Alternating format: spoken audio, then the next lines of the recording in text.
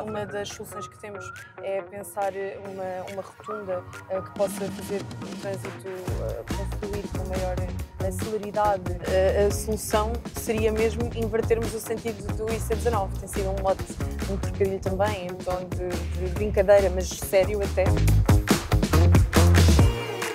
Vamos começar esta viagem num sítio escolhido por si. Aqui estamos em Mãe d'Água, em Belas, numa ponte. Porquê que quis começar o percurso aqui?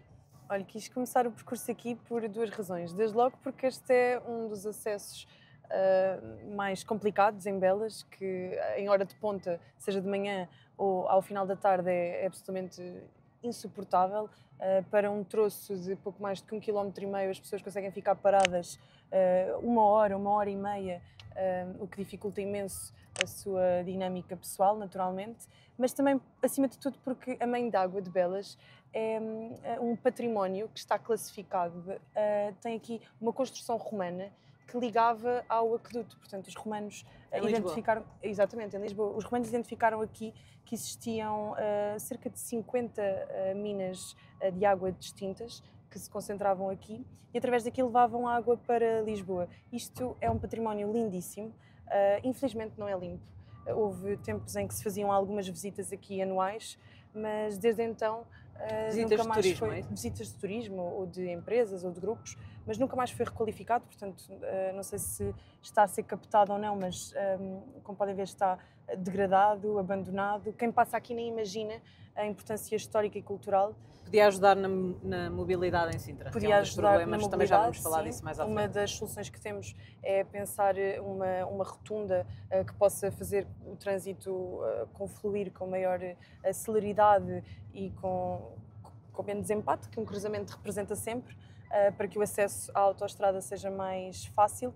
Mas, acima de tudo, também do ponto de vista do património, infelizmente Sintra está ali muito voltada só para a vila, mas é um concelho riquíssimo e aqui era mais uma oportunidade de dinamizarmos uma vila como Belas, que já foi um concelho também, que tem imenso património histórico e que infelizmente foi esquecido. Mas gostava de começar por lhe perguntar, já que em fevereiro até assumiu e foi numa entrevista ao Observador, que do ponto de vista pessoal até preferia não estar envolvida nas eleições autárquicas, e que pretendia, por aquilo que pretendia fazer na esfera familiar este ano.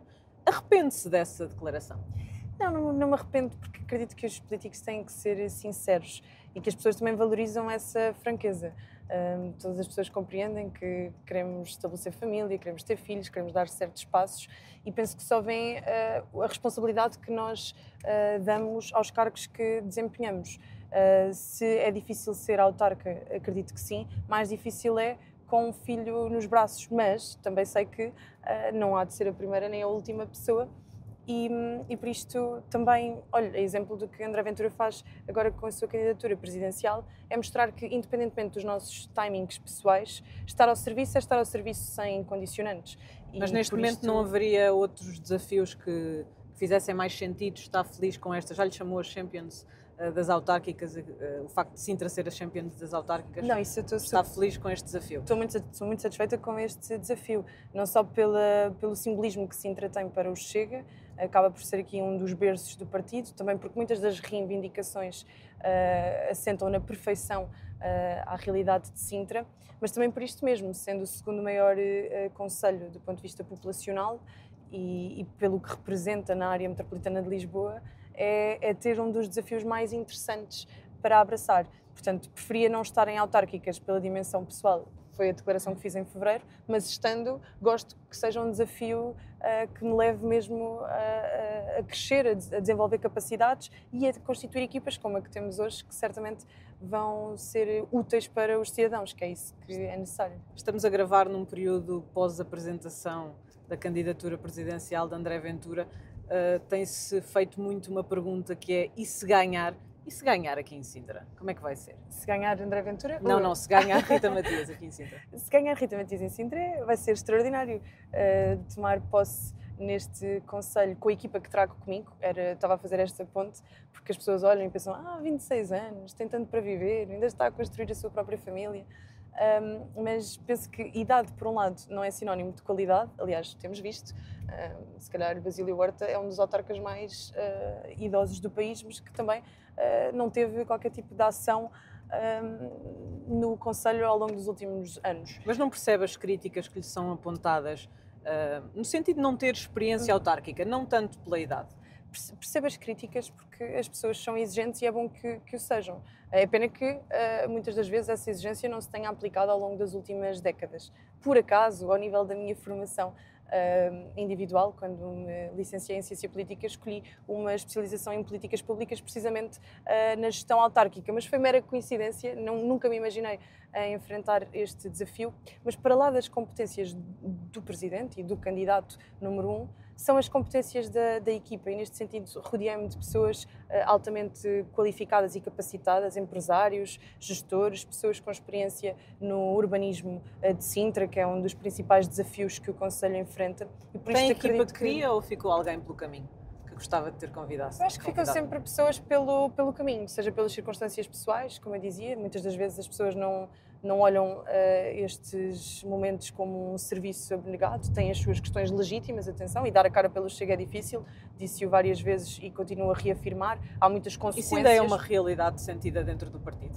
Ainda é uma realidade sentida dentro do partido. Há muitas pessoas que acabam por ter consequências ao nível pessoal e ao nível profissional, acima de tudo. Por mais que o Chega esteja consolidado do ponto de vista eleitoral, ainda há um estigma e a violência política que tem acontecido em todo o mundo não deixa Portugal imune a isso mesmo. Portanto, eu compreendo quando algumas pessoas que eu queria trazer comigo me dizem: olha, não posso dar a cara, mas posso estar no back-office e estou certa que vencendo, essas pessoas estarão ao nosso lado e que nos darão os melhores contributos para a gestão autárquica. Mas isso acaba quase por ser vou usar a expressão estudo de caso, no Chega, porque em muitos países europeus e não só, tem-se visto o crescimento de partidos da família europeia, da família do Chega, que não têm esses problemas em trazer mais pessoas para as batalhas políticas, principalmente quando são pessoas vindas da sociedade civil. André Ventura acabou por assumir uma falha por não ter conseguido encontrar um candidato à presidência da República como desejava. Continuam a sentir que esse é um problema para o Chega? Eu não acho que seja só um problema para o Chega. A direita portuguesa sofre de um mal de, durante algumas décadas, se ter demitido da vertente cultural, da vertente civilizacional, e por isto foi perdendo a oportunidade de criar atores relevantes. Claro que há nomes de relevantes, pessoas que são marcantes, mas essas mesmas pessoas também não se colocam agora, neste caso das presidenciais, e alguns também nas autárquicas, na predisposição de estar ao serviço do seu país, e por isto há muito de mérito da direita. André Ventura acaba por ter que ser candidato na ausência de nomes mais fortes e capazes de aglutinar pessoas à sua volta. E o mesmo se passa depois, muitas das vezes, também nestas dimensões autárquicas. O que não quer dizer que vamos coxos para as mesmas, vamos com toda a vontade e toda a disponibilidade, com também uma distinção entre a direita europeia, já que a pergunta era essa. Acha que se não houvesse tantas pessoas a não querer entrar, os deputados não teriam todos de ter ido a votos? Não é tantas pessoas a não querer entrar, é tantas pessoas a não poder pela dimensão. Era só mais este comentário que eu adicionaria, que Portugal também é um país muito menos desenvolvido do ponto de vista económico e de oportunidades. Infelizmente há muito dedo do Estado, seja na vertente académica, seja na vertente empresarial, e portanto há algumas pessoas que não vêm por chantagens e há jornais, nomeadamente regionais, que estão a documentar desistências de candidatos ou candidatos que ficaram pelo caminho por pressões de câmaras municipais, de fundos públicos, etc. E isso mostra porque é que há menos pessoas, muitas das vezes, nestes processos. Estamos a passar aqui, aproveitando esta passagem pela Avenida Miguel Bombarda, perto da estação de Queluz, também para falar sobre a questão da segurança. O seu slogan tem sido pôr Sintra na linha. O que é que significa pôr Sintra na linha? Pôr Sintra na linha significa, desde logo, um trocadilho com a linha de Sintra, que infelizmente deixou de ser vista como um lugar de oportunidades, mas é sempre vista nesta lógica de um espaço de insegurança, de desorganização, de sujidade, e portanto o colocar Sintra na linha é atuar na área da segurança, do reforço da autoridade, na área da higiene e da limpeza, no devolver a qualidade aos espaços públicos com iluminação, com elementos que às vezes são básicos, mas que fazem a diferença no dia-a-dia das pessoas. E falando aqui na questão da segurança, que de facto está cada vez mais na boca dos cidadãos, quando nós andamos na rua, a primeira coisa que nos dizem é, por favor, devolvam-nos a segurança. Mas pode ser, temos falado muito a nível político da questão das percepções, mas na verdade Sintra nem sequer está entre os concelhos sinalizados devido à criminalidade violenta e grave. Qual é a razão que a leva a acreditar que esta é uma preocupação? Olha, nós até temos tido bastantes reuniões com PSP, GNR e sabemos que, de acordo com os relatórios, até aparentemente há um decréscimo de criminalidade violenta em Sintra. Mas digo aparentemente porque Sintra devia ser um estudo de caso, pelas reuniões que estabelecemos com as várias autoridades, forças e serviços de segurança, porque as pessoas sentem uma imponência tal e uma impunidade tal que muitas delas já nem participam as ocorrências que acontecem, já desistiram. Então, eu tenho algumas dúvidas que os dados que temos sejam realmente fidedignos, na medida em que há pessoas que nem se dirigem às autoridades, nem se dirigem porque, olha, os postos de GNR e da PSP têm condições miseráveis, infelizmente, os meios são escassos e muitas vezes as pessoas não estão para perder horas e horas e horas e horas em queixas que acabam por não ter qualquer tipo de consequência posterior. Então, olhando para a questão da segurança, em que é que se traduz este Sintra na linha? Mais polícias de proximidade, mais câmaras de videovigilância? Como é que pretende devolver essa sensação, pelo menos, de segurança aos sintrenses? É isto, é dar capacidade desde logo às forças de segurança por se mostrarem próximas, porque sabemos que há vontade, quer da PSP, quer da GNR, como também da Polícia Municipal, mas não há meios. Olha, estamos a passar que é luz, esta esquadra mais próxima da PSP tem apenas uma viatura. Imagina esta dimensão territorial, basta que exista uma ocorrência de violência doméstica, um dos crimes mais tipificados aqui no concelho, basta que aconteça um furto, um assalto nas imediações, que depois já não há capacidade de resposta. Há 4 bicicletas para que as polícias se dirijam e isto, sinceramente, é risível, para não dizermos qualquer coisa de pior. Portanto, nós queremos estabelecer ou até reaproveitar protocolos que já existiam de carros atribuídos pela Câmara Municipal às forças de segurança, para que percebam que o Chega tem uma postura construtiva, não estamos só a dizer mal por dizer, portanto já há protocolos que foram estabelecidos que têm que ser reforçados. Não basta entregar um veículo por esquadra, porque um veículo que esteja permanentemente em circulação tem um desgaste brutal, portanto temos que reforçar o número de veículos. Temos também que olhar para as condições e para os espaços e perceber que são indignos, que as condições para pernoitar são horríveis, que não há sequer, neste momento só há uma cela, portanto se for preciso fazer uma detenção e a pessoa ficar detida para ser presente a juiz, só há uma cela disponível em todo o concelho de Sintra. Portanto, temos que reforçar estes espaços também para que os polícias e militares da GNR, na primeira oportunidade de um concurso aberto, não queiram sair de Sintra e, portanto, para conseguirmos fixar efetivos cá. Um dos seus principais adversários, Marco Almeida, cabeça de lista pela coligação que integra o PSD, a Iniciativa Liberal e o PAN, tem falado na questão dos gratificados para a polícia, já ouvi dizer que discorda, mas tendo em conta os poderes que uma Câmara tem, e também isso é relevante na questão das autárquicas, porque em questões de segurança as câmaras não têm todos os poderes para mudar, nomeadamente as forças de segurança. O que é que pretende fazer com aquilo que existe? Os gratificados não poderiam ajudar? Atenção, os gratificados ajudam e muitos agentes da autoridade, polícias nomeadamente, olham para os gratificados como uma forma de poder aumentar o seu salário, que é profundamente baixo, mas também acaba por ser profundamente desumano, porque entre o horário regular estabelecido em escala e os gratificados, muitas das vezes há polícias que dormem 2, 3 horas e voltam a problema estrutural. É um problema estrutural, portanto não quer dizer que com o Chega em Sintra que não vão existir gratificados, pelo contrário, claro que são necessários, mas não podemos dizer que esta é a nossa ferramenta principal. É verdade que as competências da Câmara Municipal são reduzidas ou são parcas no que toca à segurança, mas sabemos fazer-nos valer e há outros autarcas à volta que têm capacidade de se sentar junto dos ministros, sei lá, da administração interna, junto das entidades responsáveis na GNR e na PSP e de bater o pé e dizer que queremos mais. Ainda nessa questão da segurança, quando passávamos ali pela Avenida Miguel Bombarda, Marco Almeida mostrou muitas preocupações, até na entrevista que fez aqui no Carpool do Observador, por causa das lojas de conveniência estarem abertas até tão tarde e por haver pessoas a queixarem-se de barulho, nas ruas, vários distúrbios. Acompanha essa preocupação? Também gostava de fechar as lojas mais cedo? Acompanho essa preocupação e acompanho sobretudo a preocupação de vermos que há uma substituição daquilo que era o comércio tradicional por novas formas de exploração de negócios, novas nacionalidades, novas formas de estar e isso gera muita insegurança. Estas lojas de conveniência tornam-se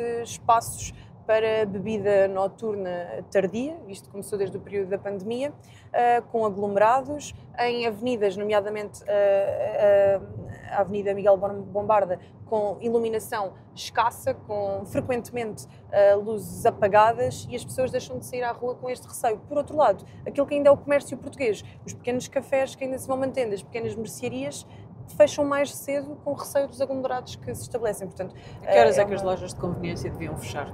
Deviam de acompanhar o normal comércio, a partir das 9 da noite, ter ali um fecho, até porque pela lei do ruído as pessoas só podem permanecer até às 10 da noite fazendo barulho na rua. Portanto, tendo em conta o fenómeno que está a acontecer, temos que pôr a bitola antes para garantir que cumprem o tempo legal e que as pessoas têm o seu tempo de descanso. Mas ainda sobre a segurança, porque falou rapidamente na videovigilância, isso é um tema que tem estado... também falar desse tema. É um tema que tem estado parado no Ministério da Administração Interna. Só para quem nos está a ouvir, há 144 câmaras de videovigilância aprovadas aqui pela Câmara que não estão a funcionar. Penso, bem da Justiça, que até houve uma atualização para 166, se não me falha o número, aposto que depois vou ter um fact-checking a verificar que não é 166, mas são 160 seguramente, mas que estava parado na Administração Interna. Parece que houve agora um parecer positivo para avançar, mas que de facto é um processo que já está moroso. Tenho alguma preocupação por ver que a candidata herdeira de Basílio Horta, neste caso Ana Mendes Godinho, conseguiu trazer para dentro da coligação partidos que são contra a videovigilância, nomeadamente o LIVRE, que tem posicionamentos públicos a nível nacional de ser contra esta forma de segurança, de controlo, etc. Isto preocupa-me porque o que é que vai acontecer se for o Partido Socialista a vencer, que esperemos que não, Deus livre os sintrenses dessa desgraça, o que é que vai acontecer com o projeto que está para ser implementado? Neste momento já há forças de segurança a prepararem-se para poder recebê-los. O que é que vai acontecer? Isto volta para trás porque o LIVRE assim vai exigir. Vamos aproveitar que estamos a passar na IC19, que é uma das formas... Estamos numa boa hora agora. Exatamente, não há trânsito, pelo menos por agora. A Sintra tem sido, nos últimos anos, há muitos anos, um concelho muito dormitório. A IC19 é fundamental para as pessoas se deslocarem para Lisboa e para regressarem do trabalho. Como dizia, tem muitos problemas, o trânsito é o pior deles, provavelmente para quem tem de fazer esta estrada todos os dias. Tem alguma solução para que deixe de ser assim? A solução seria mesmo invertermos o sentido do IC19. Tem sido um mote, um trocadilho também, em tom de brincadeira, mas sério até. Nós temos que ter capacidade de atrair empresas e postos de trabalho para Sintra. 50% da população trabalhadora de Sintra desloca-se para fora do concelho para poder dirigir-se para o seu espaço de trabalho. E, portanto, enquanto não invertermos a tendência, vamos continuar a ter congestionamentos que podem ser colmatados como com a construção de novos acessos, e o programa do Chega que está ou estará, mediante a altura em que estejam a ver este programa, no site Sintra Viva, está muito bem detalhado nessa área da mobilidade, na construção de novos acessos ao IC19, à A16 e numa aposta também de complementar a rede viária em torno destes acessos.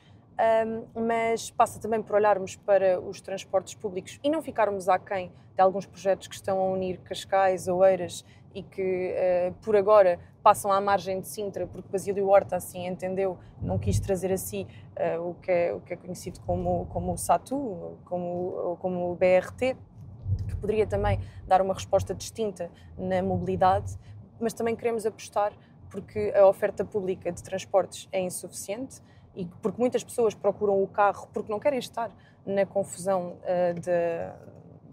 das carruagens da CP, que há N vídeos que ilustram o caos que é, para quem não conhece, numa rede do município, à semelhança de Cascais, não tenho receio de elogiar o trabalho feito por autarcas vizinhos, que possa complementar aquilo que existe. Tem sido um clássico nestes carpools ouvir falar bem de Cascais e de Oeiras. Marco Almeida, à hora que estamos a gravar ainda não saiu o vídeo, por isso não teve a possibilidade de ver, mas também elogiou muito aquilo que se passa em Cascais. Por isso, nisso pelo menos estão alinhados. A única preocupação, se calhar não tanto com Cascais, mas com Oeiras, é que para fazer não é preciso ter certas suspeições sobre nós, e acho que isto é uma linha que nos separa. O apoio que Marco Almeida dá a Isaltino Moraes, exatamente, faz-me lembrar aquele slogan de um candidato brasileiro que era "eu roubo mas faço".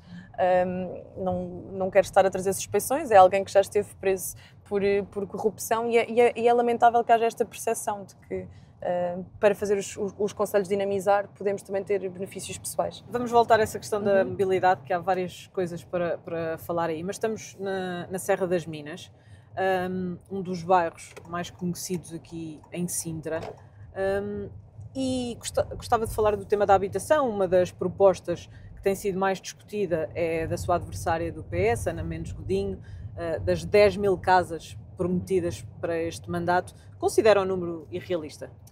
Eu, acima de tudo, considero o número infundado, porque a candidata do Partido Socialista não tem um documento onde se apoie e explique como é que vai fazer.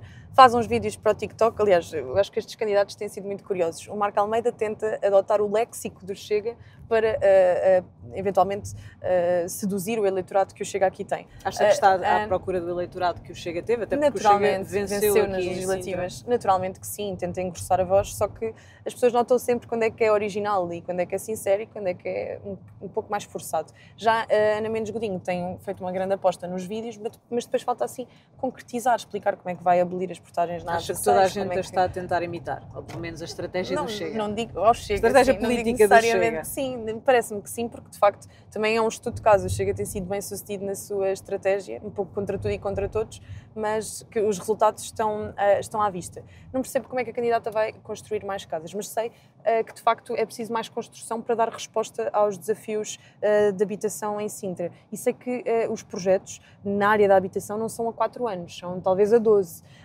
mas parece-nos fundamental desde logo olharmos para o PDM, que em muitas zonas, nomeadamente na Zona Norte, e bate muito nesta tecla, foram feitos literalmente a régua e esquadro, olhando para os edifícios e cortando-os à face. Portanto, há terrenos que eram urbanos anteriormente e onde poderia existir construção, que deixaram de estar disponíveis porque passaram a ser classificados como área agrícola de reserva, onde não pode existir construção. Isto penaliza o desenvolvimento de empresas, penaliza a capacidade de construção e, por exemplo, poderia aliviar estas zonas que estão sobrecarregadas, como é visível.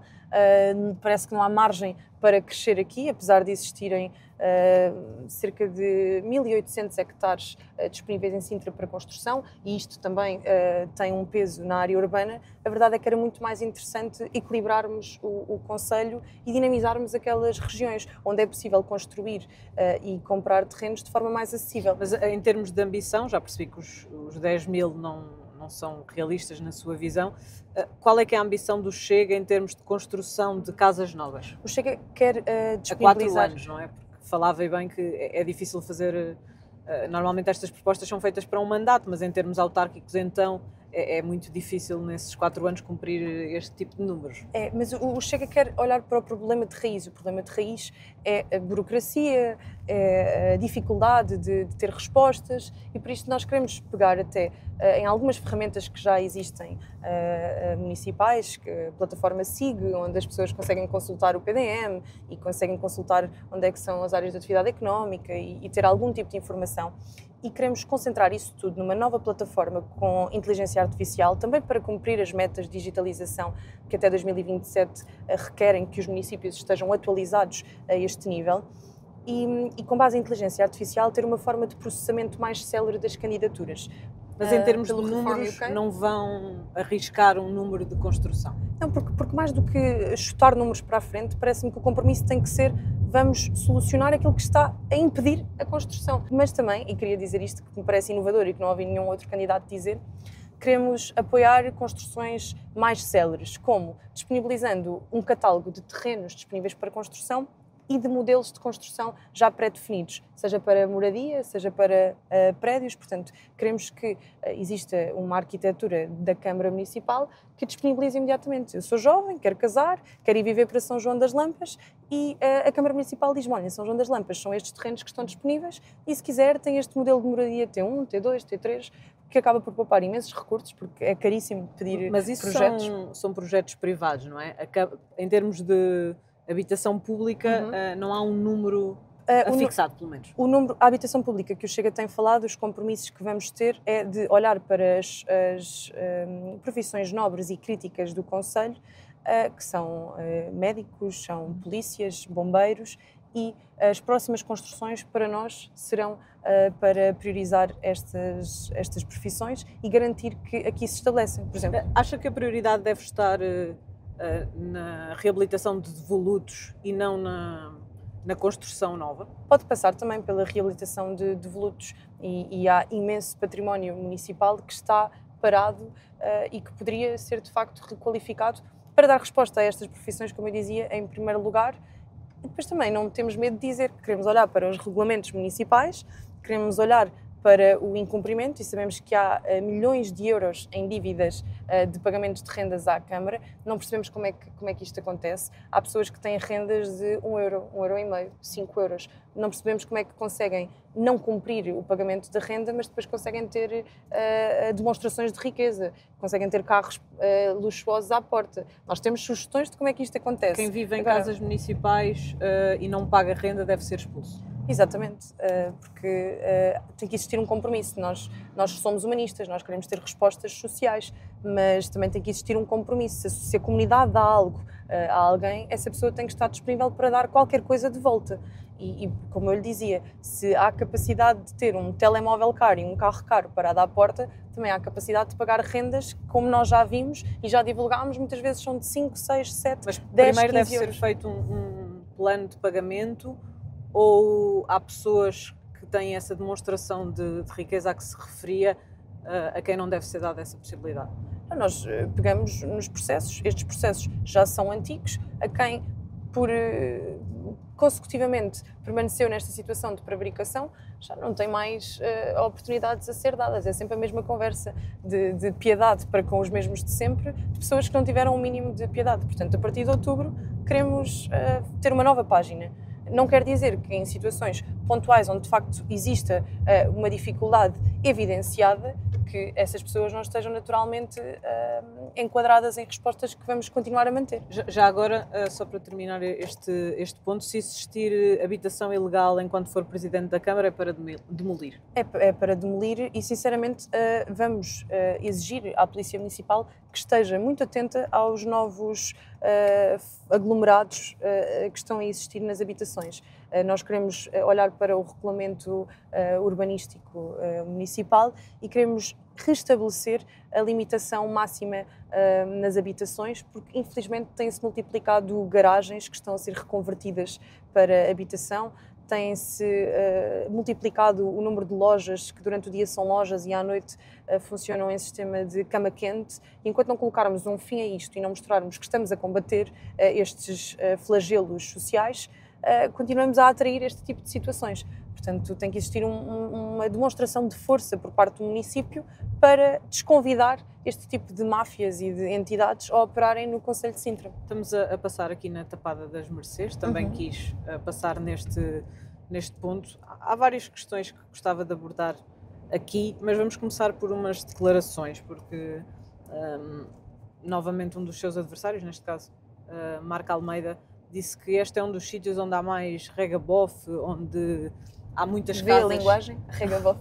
Onde há muitas casas, onde existe uma divisão de apartamentos em subassoalhadas.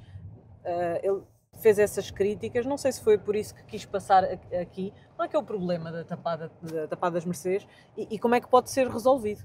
Olha, é desde logo esse, como falava aqui, pode ser resolvido com estas medidas que dizia, de revermos o regulamento municipal e de garantirmos mais fiscalização e presença e acompanhamento das situações no terreno, mas também porque, como pode ver, esta é uma área que está profundamente abandonada do ponto de vista do ordenamento, da higiene urbana, da qualidade dos espaços públicos. Uma das zonas onde nós temos nota de que não há iluminação pública frequentemente, mas também onde há um abandono dos espaços sociais, das escolas, das creches.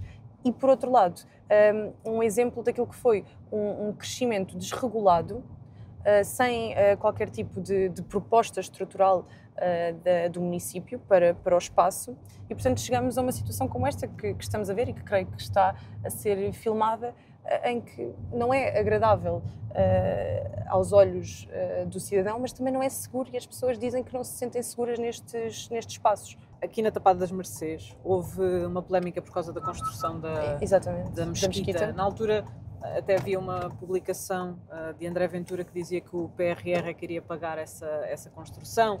Depois veio dizer-se que afinal era apenas parte do refeitório e da cozinha social. Acha que não deve haver nenhum tipo de apoios a este tipo de infraestruturas de religião? Eu não me choca que existam tipos de apoios, mas quando sabemos que na Serra de Casal de Câmara estão à espera de poder construir a sua igreja há décadas, a Igreja Católica, num país que é de matriz cristã, choca-me que a prioridade seja para apoiar. E nós também sabemos que no quadro das candidaturas dos PRRs e dos fundos comunitários, etc., muitas das vezes utilizam-se subterfúgios para nos candidatarmos a outro tipo de coisas.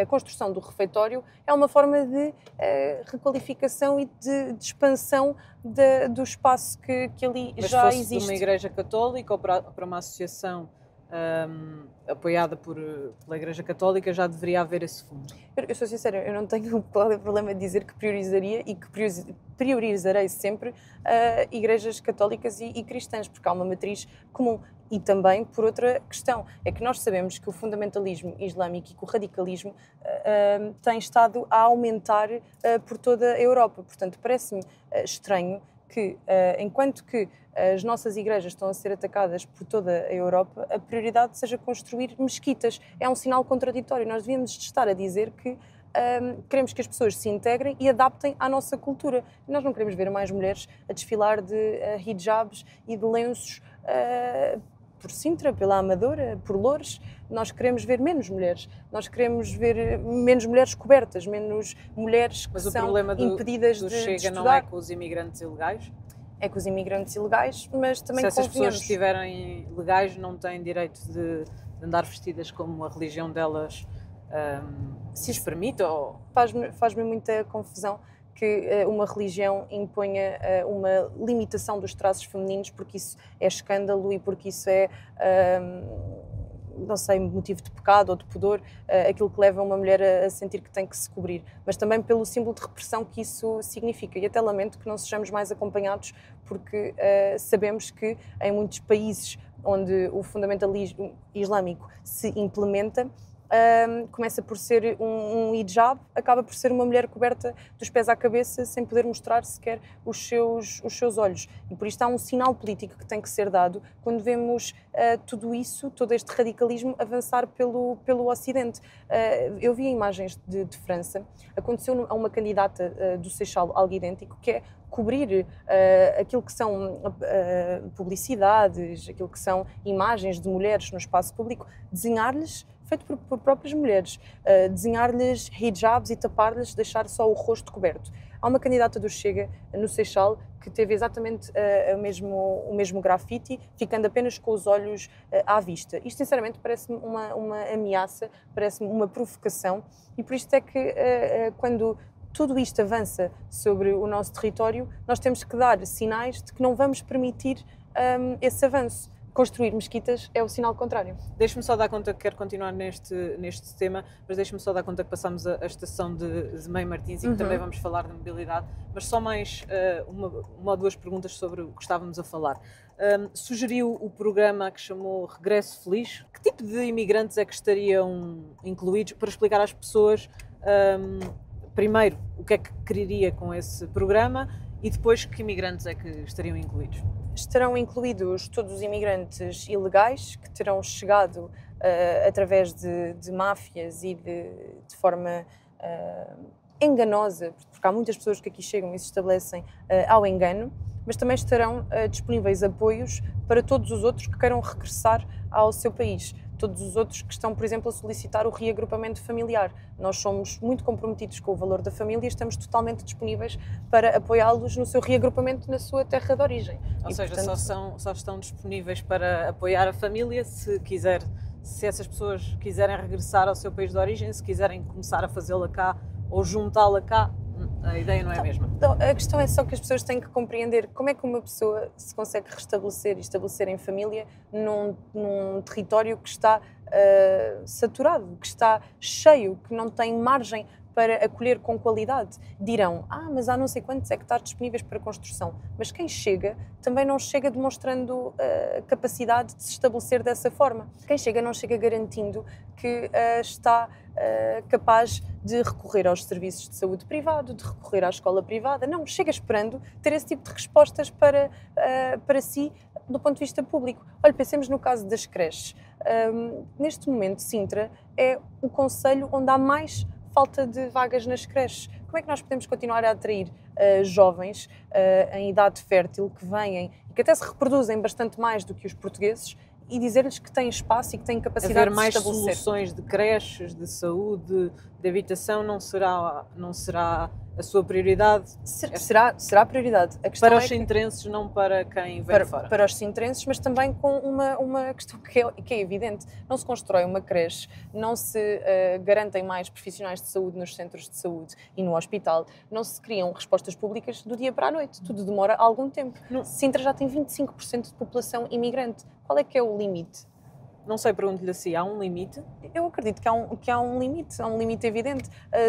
Eu recordo-me sempre. Mas o limite tem base em quê? Tem base na preservação. Estou a perguntar porque, por exemplo, os empresários dizem que precisam de mão de obra, que estes imigrantes são necessários para vários setores em Portugal. Mas são também porque há muitos jovens que estão a abandonar o país ou que estão a abandonar, por exemplo, as zonas onde se necessita mão de obra. A zona norte do concelho, onde existe a indústria do mármore, onde existe imensa indústria agrícola. Essas zonas são onde os jovens estão a partir para fora em busca de oportunidades. Uma proposta que nós temos é de atrair polos universitários e escolas especializadas para um conjunto de profissões que estão a ser esquecidas, profissões técnicas, de serralharia, eletricistas, entre outro tipo de empregos e oportunidades que dinamizam a economia nacional e que são necessárias também, em que nós deixamos de dar resposta e formação. Portanto, como é que nós podemos ter mão de obra disponível quando nós também não explicamos aos jovens que isto são formas legítimas, dignas, onde muitas das vezes até há um salário mais atrativo do que outras profissões onde são exigidas licenciaturas, doutoramentos, mestrados. Portanto, nós temos também que começar a comunicar de forma diferente. Num cenário, só para terminar este tema da imigração, num cenário mais alargado, concorda que Portugal deve ponderar a remigração mesmo quando não se trata de imigrantes ilegais? Com toda a certeza, é esse o caminho que temos que fazer e aliás, eu não tenho receio de dizer que este projeto do Regresso Feliz, onde muitas pessoas dizem mas isso já extravasa a competência da Câmara Municipal, mas eu nem queria ter os meus impostos aplicados nesta maneira. A questão é que nós temos mesmo que começar a discutir como é que nós vamos reduzir o número de imigrantes em Portugal. E enquanto não existem outros tipos de respostas, alguma resposta tem que começar a acontecer. O Regresso Feliz é sobretudo isto. Quero começar pelos imigrantes que querem sair voluntariamente. Exatamente. E depois passar para até porque outra fase. Não temos como município força para expulsar quem quer que seja do território municipal ou nacional, mas temos mecanismos humanistas de devolver às pessoas a sua dignidade no seu país de origem. Estamos disponíveis para estabelecer protocolos. Há montes de germinações que acontecem pelo mundo fora. Nós estamos disponíveis para fazer protocolos que reconduzam as pessoas ao seu lar de origem. Alguma coisa que tem que ser feita. Vamos então falar sobre a questão da mobilidade. Como dizia há pouco, passámos na estação de Mãe Martins. Ana Mendes Godinho falou em comboios de 10 em 10 minutos, como se tratasse de um metro. Já disse que acha que não seria possível, pelo menos agora. Quais é que são as principais medidas do Chega nesta área?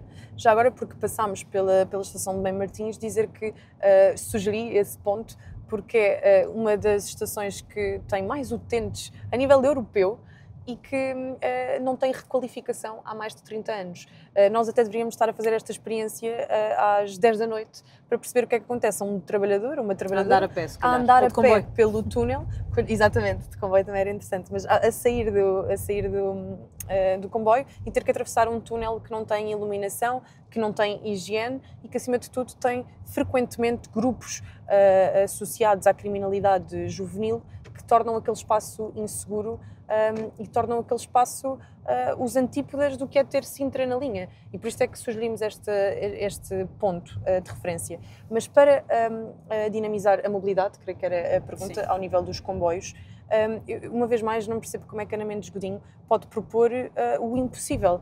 A linha de Sintra não tem neste momento capacidade para ter comboios a passar de 10 em 10 minutos. Não só pela resistência da linha, já ouvi várias pessoas falar sobre o tema, muito mais capacitadas que eu nessa matéria, mas também porque não há carruagens suficientes. Já houve uma encomenda, este processo está parado no Ministério das Infraestruturas, mas neste momento a não ser que comecemos a ter comboios com 2 carruagens, mas isto não resolve o problema, isto faz com que as pessoas ainda fiquem mais aglutinadas e apertadas e sufocadas. Mas o Executivo tem a capacidade de mudar alguma coisa no que à parte ferroviária diz respeito, sem ser aquilo que falava de melhorar as condições das estações? A par da melhoria das condições das estações, tem toda a capacidade e posso garantir, é que no dia 1 de ser eleita a autarca Presidente de Câmara de Sintra, estaremos a bater à porta da CP e pedir reuniões ao Ministro das Infraestruturas e a pedir por soluções e não largaremos o tópico.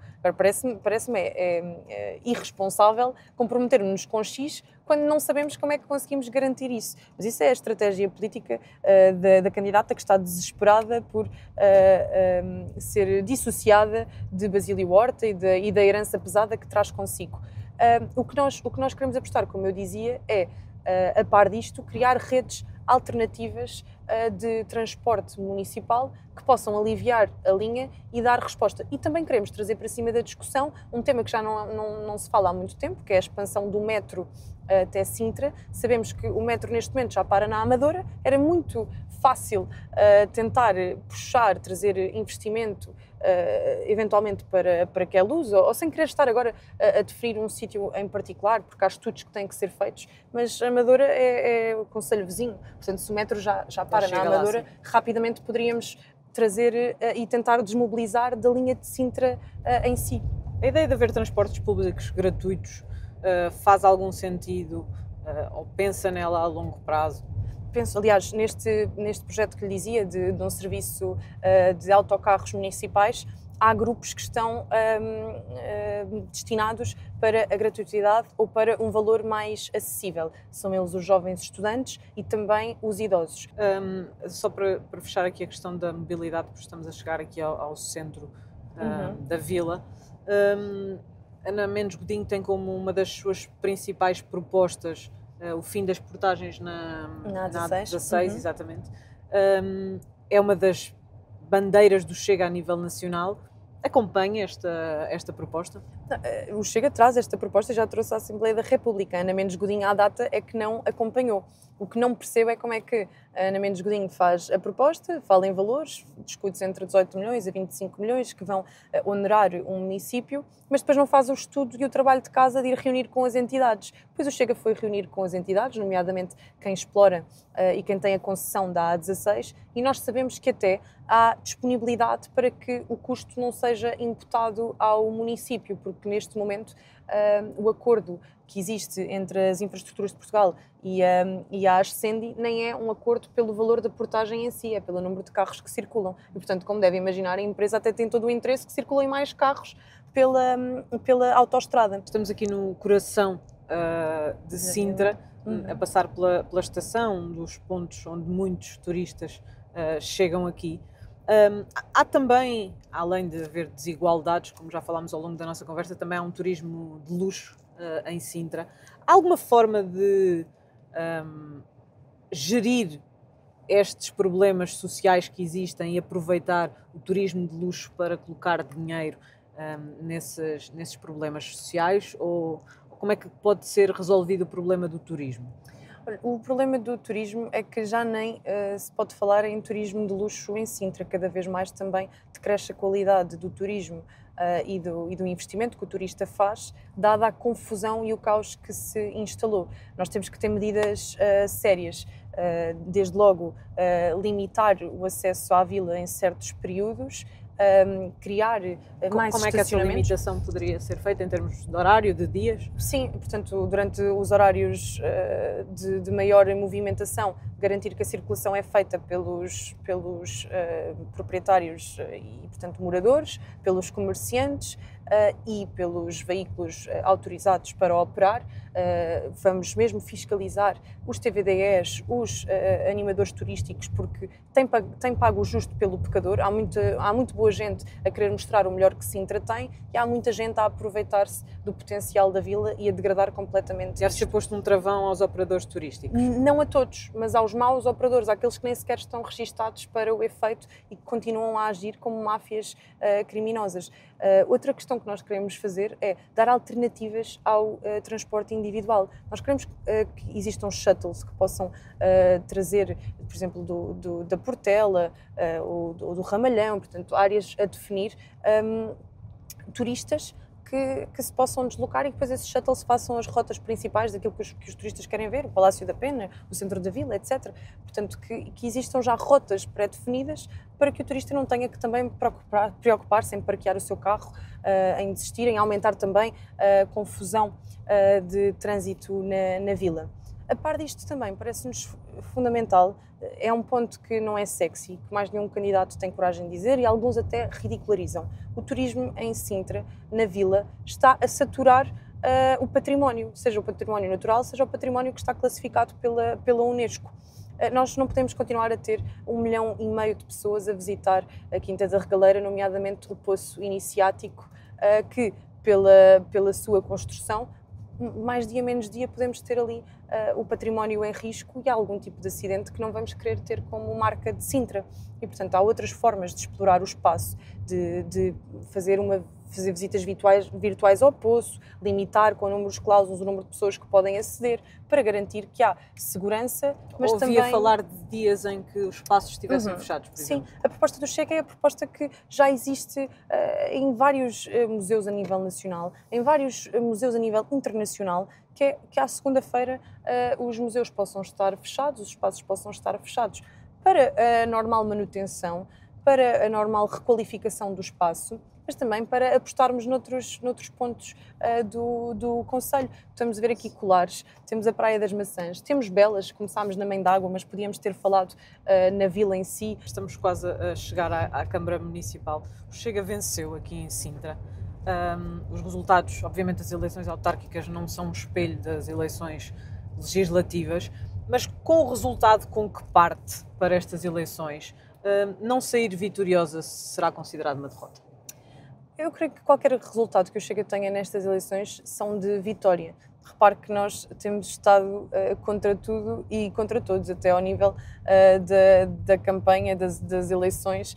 Repare, temos o nosso património constantemente vandalizado. Temos constantes ameaças aos nossos candidatos às autarquias, neste caso a Sintra e às juntas de freguesia, portanto, qualquer resultado que saia daqui para nós já vai ser uma vitória. Agora, queremos mesmo ter a vitória e consolidar o resultado das legislativas pela oportunidade para o município. O município está em alternância entre PS e PSD há 50 anos. Há um conjunto de casos que têm que ser investigados, há um conjunto de auditorias que têm que ser feitas. Sabe que Sintra é um dos sítios onde mais socialistas moram. Deve ser por quilómetro quadrado, deve ser o sítio com mais socialistas de peso. Edith Estrela, António Costa, Ana António Gomes... Costa já não, gosto de ir para Lisboa. Mas tinha aqui um património que, sinceramente, me parece como é que estas pessoas conseguem ter sempre as suas casas em áreas classificadas, Já em agora, reservas naturais. É público que não é daqui, não é de Sintra, não é natural de Sintra, é do Seixal. Sim. Se for eleita Presidente da Câmara de Sintra, vem para cá viver? Tem essa ambição? Não estarei a viver cá, neste momento estou a viver noutro concelho perto, mas também para que tenham a certeza que, ao contrário da Edith Estrela, não ficarei conhecida por fazer uma estrada até à minha habitação. Portanto, aqui podem ter esta segurança. Deixa-me só, já agora que estamos a falar sobre... estávamos a falar sobre os resultados do Chega. Passámos até na freguesia da qual é natural André Ventura. Vai sendo apontada muitas vezes como uma possível sucessora no futuro de André Ventura. O próprio já admitiu essa possibilidade. Caso o presidente do partido seja eleito presidente da República, já que agora se sabe que é candidato, via-se como candidato a primeiro-ministra? Creio que o Chega tem uma série de nomes para o efeito. E há uma coisa muito curiosa, há muitas pessoas que estão assustadas, mas o Presidente da República pode presidir ao Conselho de Ministros. Portanto, no fim do dia, não é que seja irrelevante o candidato que o Chega apresente, naturalmente será fundamental, mas se André Ventura vencer as eleições presidenciais, com certeza que um governo de Chega será em consonância com as reformas estruturais. A questão é se gostaria de encabeçar a lista.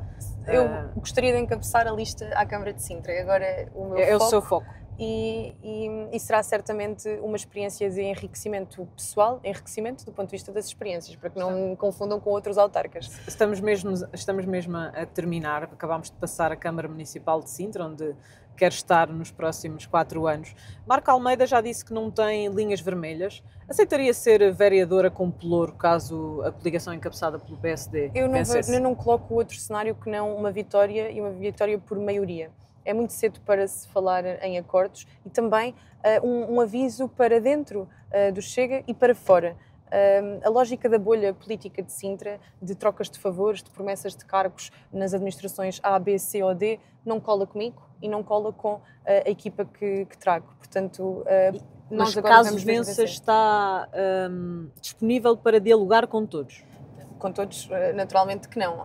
Quem tem estado a degradar o município... Normalmente fala-se de linhas vermelhas para o Chega. Quem é que são as linhas vermelhas que o Chega coloca? As linhas vermelhas é o socialismo. E dentro do socialismo este é um conceito vasto. Aquilo que nós faremos é, dentro das nossas prioridades, perceber quem está disponível e também levar esta negociação ao nível nacional, porque uma vitória do Chega em Sintra e em mais municípios, porque há muitos municípios que estão na calha para ser do Chega, podem servir também de alavanca para outro tipo de acordos com partidos que queiram estar à mesa. Refiro-me naturalmente ao Partido Social Democrata e, portanto, não vamos ceder por tudo em meia, nem deixar esta questão fechada ao nível local, quando podemos fazer disto um alavanque para mais reformas nacionais. Só para terminar esta conversa, independentemente de ser ou não eleita Presidente da Câmara, vai assumir o lugar de vereadora aqui em Sintra? Assumirei o lugar de variação, veremos também quais são as propostas que surgem e deixarei essa questão mesmo para o pós-eleições, sobretudo porque estou muito convicta na nossa vitória. Muito obrigada. Obrigada.